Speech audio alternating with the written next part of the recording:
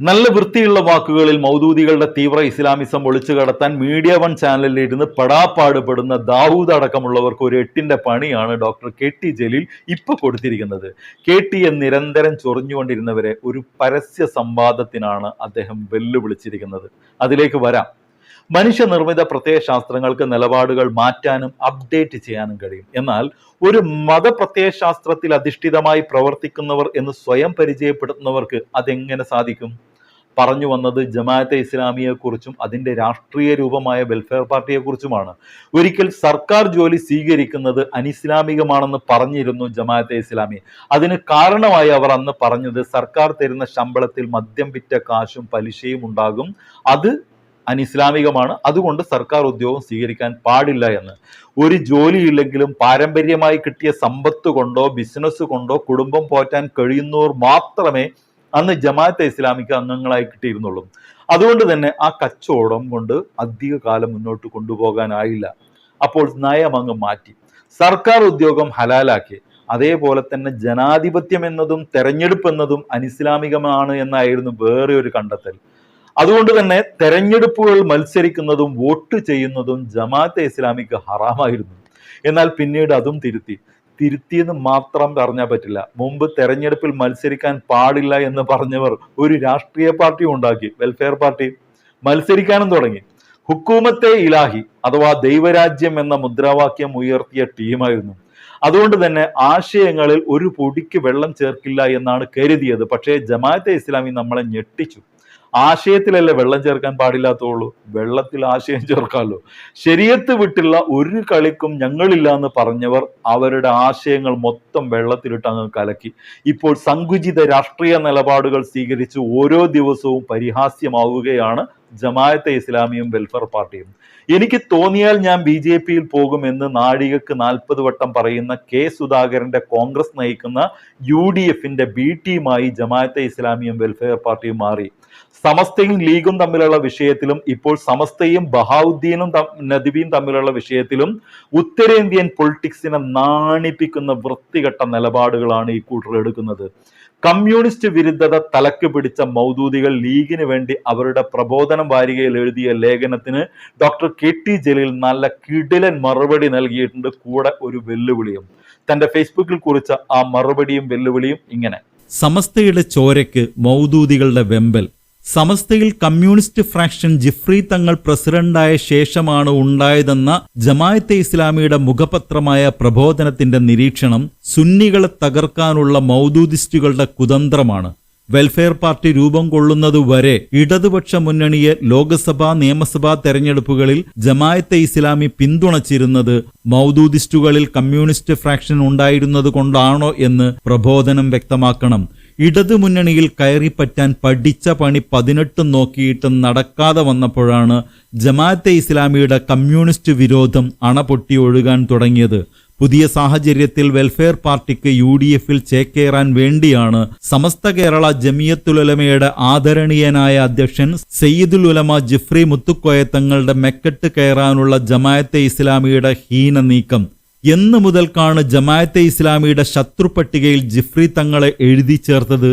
പൗരത്വ സമരത്തിൽ ജിഫ്രി തങ്ങൾ മുഖ്യമന്ത്രിയോടൊപ്പം വേദി പങ്കിട്ടതിന് ശേഷം ആ സമ്മേളനത്തിൽ ഡോക്ടർ ഹുസൈൻ മടവൂരും പങ്കെടുത്തിരുന്നല്ലോ. എന്തേ അതിനെ ജമാഅത്ത് പ്രസിദ്ധീകരണം മുജാഹിദ് പ്രസ്ഥാനത്തിലെ കമ്മ്യൂണിസ്റ്റ് ഫ്രാക്ഷനായി കണ്ടില്ല? കഴിഞ്ഞ 8 വർഷമായി സർക്കാരിന്റെ ഒരു പരിപാടിയിലേക്കും ജമാഅത്തെ ഇസ്ലാമി ക്ഷണിക്കപ്പെടാറില്ല. ജിഫ്രി തങ്ങൾ പങ്കെടുത്ത മലപ്പുറം സമ്മേളനത്തിലേക്കും ജമാഅത്ത് ഒഴികെയുള്ള എല്ലാ മുസ്ലിം സംഘടനകളെയും ക്ഷണിച്ചിരുന്നു. എല്ലാവരും വന്നു. ഇന്ത്യയിൽ സ്വന്തമായി രാഷ്ട്രീയ പാർട്ടിയുള്ള ഏക മതസംഘടനയാണ് ജമാഅത്തെ ഇസ്ലാമി.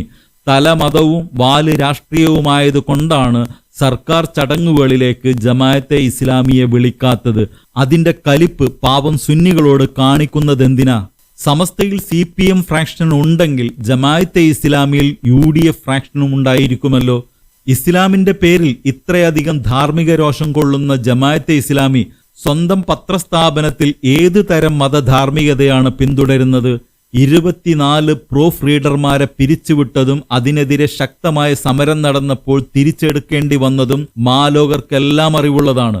അതിന്റെ പ്രതികാരം എന്നോണം ജേർണലിസ്റ്റ് യൂണിയൻ നേതാക്കൾക്കെതിരെ പ്രതികാര നടപടി കൈക്കൊണ്ടത് ഏത് പ്രവാചകചര്യയുടെ അടിസ്ഥാനത്തിലാണ്?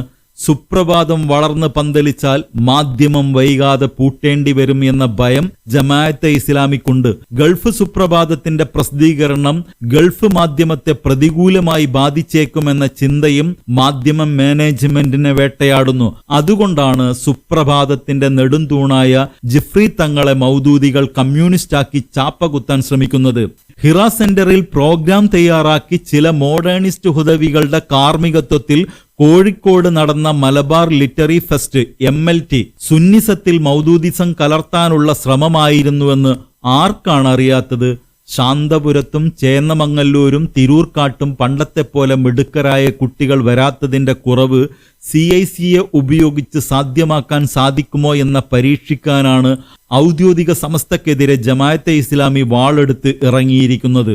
ഇടതുപക്ഷത്തിനെതിരെ കേരളീയ മുസ്ലിം സമൂഹത്തെ മുഴുവൻ അണിനിരത്തി UDFന്റെ പ്രീതി നേടാനുള്ള ജമാഅത്തെ ഇസ്ലാമിയുടെ നീക്കം യഥാർത്ഥ സുന്നികൾ തിരിച്ചറിയുക തന്നെ ചെയ്യും. ഇപ്പോൾ ജമാഅത്തെ ഇസ്ലാമിയുടെ FB പേജുകളിലും വോളുകളിലുമെല്ലാം നിറയുന്നത് ബഹാവുദ്ദീൻ മാലയാണ്. അദ്ദേഹം ഉത്തരേന്ത്യയിൽ ചെയ്യുന്ന സേവനങ്ങളുടെ പ്രകീർത്തനങ്ങളാണ്. കേരളത്തിന് പുറത്ത് മുസ്ലിങ്ങൾക്ക് വേണ്ടി ഏറ്റവും വലിയ സേവനം ചെയ്യുന്നവരിൽ ഏറ്റവും മുൻപന്തിയിൽ ഷെയ്ഖുന AP അബൂബക്കർ മുസ്ലിയാരാണ്. AP ഉസ്താദിന്റെ സേവനങ്ങളെപ്പറ്റി ഒരക്ഷരമുരിയാടാത്ത മൗദൂദി കുട്ടികൾ മോഡേണിസ്റ്റ് ഹുദവികളെക്കുറിച്ച് സങ്കീർത്തനം ചൊല്ലുന്നത് കേൾക്കാൻ നല്ല രസമുണ്ട്.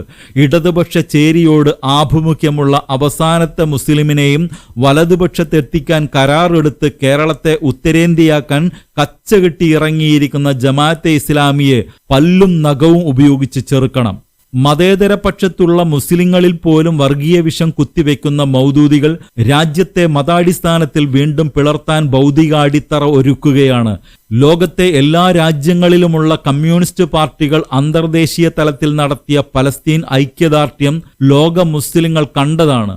സ്വതന്ത്ര പലസ്തീൻ എന്ന ആശയത്തെ സർവാത്മന അംഗീകരിച്ചവരുടെ കൂട്ടത്തിൽ ചൈന ഉൾപ്പെടെ നിലവിലെ കമ്മ്യൂണിസ്റ്റ് രാജ്യങ്ങളും റഷ്യ അടക്കമുള്ള പഴയ കമ്മ്യൂണിസ്റ്റ് രാജ്യങ്ങളും ഉണ്ടെന്നത് മതഭ്രാന്തിന്റെ ആശയാടിത്തറ പാകാൻ കണിഞ്ഞു ശ്രമിക്കുന്ന ജമാഅത്തെ ഇസ്ലാമിക്കാർ മനസ്സിലാക്കണം.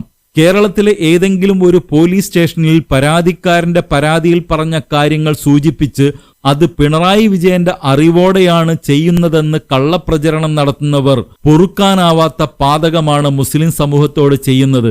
പിണറായി വിജയൻ ഇസ്ലാമോഫോബിക് ആണെന്ന് മുദ്രയടിക്കുന്ന പ്രബോധനം കേരള രാഷ്ട്രീയത്തിലെ ചാപ്പിള്ളയായ വെൽഫെയർ പാർട്ടിക്ക് ജീവൻ വെപ്പിക്കാൻ നടത്തുന്ന നെറികെട്ട പ്രവൃത്തിയെ മുസ്ലിം സമൂഹം തിരിച്ചറിയും. പിണറായിയെക്കുറിച്ച് കേരളത്തിലെ ഇരുവിഭാഗം സുന്നികൾക്കോ മുജാഹിദുകൾക്കോ തബ്ലീഗ് ജമായത്തിനോ ദക്ഷിണ കേരള ജമിയത്തുൽ ഉലമക്കോ ഇല്ലാത്ത അഭിപ്രായം ജമാഅത്തെ ഇസ്ലാമിക്ക് മാത്രം എങ്ങനെയാണ് ഉണ്ടായത്? CPIM മുസ്ലിം വിരുദ്ധ പാർട്ടിയാണെന്ന അഭിപ്രായം മൗദൂദിസ്റ്റുകൾക്കല്ലാതെ മറ്റേതെങ്കിലും മുസ്ലിം സംഘടനകൾക്കുണ്ടോ? പിണറായി വിജയൻ ഇസ്ലാമോഫോബിക്കും CPIM മുസ്ലിം വിരുദ്ധ പാർട്ടിയുമാണെന്ന് ജമാഅത്തെ ഇസ്ലാമിയുടെ വാദമെങ്കിൽ ഇന്ത്യയിൽ RSSനേക്കാൾ വലിയ വർഗീയവാദികളും മതരാഷ്ട്രവാദികളും മൗദൂദിസ്റ്റുകളാണെന്ന് ആരെങ്കിലും പറഞ്ഞാൽ അതിൽ ജമാഅത്തെ ഇസ്ലാമി നീരസപ്പെട്ടിട്ട് കാര്യമില്ല.